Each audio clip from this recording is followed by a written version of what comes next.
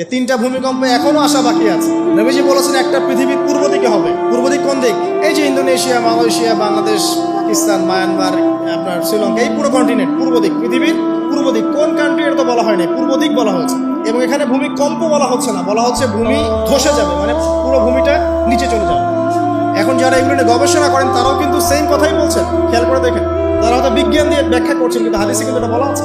একটা হচ্ছে পৃথিবীর পশ্চিম দিকে।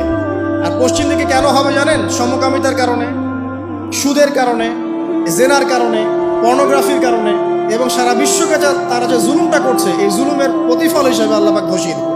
এর কোনো অস্তিত্বই থাকবে না। এখন মনে হচ্ছে না যে পুরো সারা ওয়ার্ল্ডকে রুল করছে, অস্তিত্বই থাকবে, ভূমিধস। আরেকটা হচ্ছে পৃথিবীর মাঝখানে। মাঝখানে কারা আছে বলেন? মাঝখানে আমাদের আমিরুল মুমিনিনরা আছে এখন, নাকি? যারা গান বাজনাকে উন্মুক্ত করে দিচ্ছে, যারা পর্দা শিথিলতা নিয়ে আসছে, হ্যাঁ, যারা ইসরায়েলের সাথে আতাত করছে, এরা আছে, আমিরুল মুমিনিনরা আছে। তো সেখানেও একটা ফিতনা অপেক্ষা করতে থাকেন।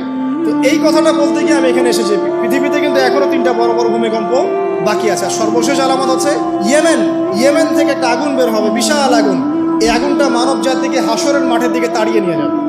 এই 10টা আলামত না আসা পর্যন্ত কিয়ামত হবে না। অতএব আপনি এখন রিল্যাক্সে নাকে তেল দিয়ে ঘুমান, নাকি ভাই?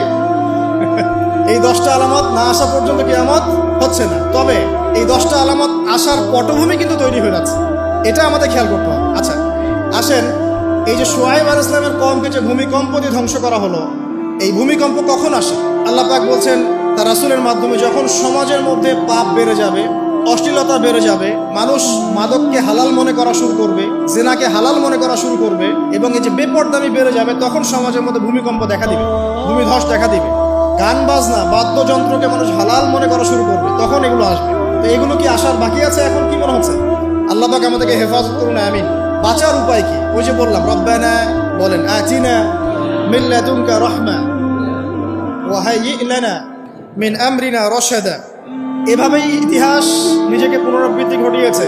ইতিহাস পড়ে দেখেন, আমি নিজে হিস্ট্রির ছাত্র, আপনি পড়ে দেখবেন, পুরো ঐতিহাসিক পটভূমি পড়ে দেখবেন, মানুষ এই ঊনবিংশ শতাব্দী আসার আগে এত অশ্লীল ছিল না।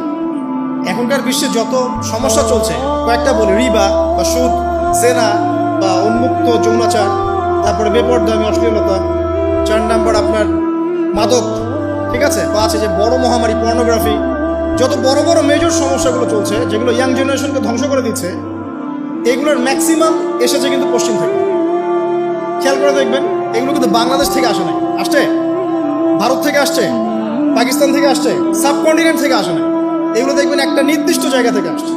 তো এই কারণে আমাদের সতর্ক দৃষ্টি রাখতে হবে যে বস্তুবাদী উন্নয়ন সব কিছু নয়। হ্যাঁ, আমরা জিডিপি বাড়ালাম, ইন্ডাস্ট্রিজ গড়লাম, মঙ্গলে চলে গেলাম, চাঁদে গেলাম, ওকে ফাইন, এগুলোর কেউ বিরোধিতা করবে না। এটা ভালো, ন্যাশনকে এগিয়ে নিতে হবে, এটাই এডুকেট তারা নয়, এবং এডুকেটেই করতে হবে, কিন্তু নৈতিকতার বিসর্জন দিয়ে নয়।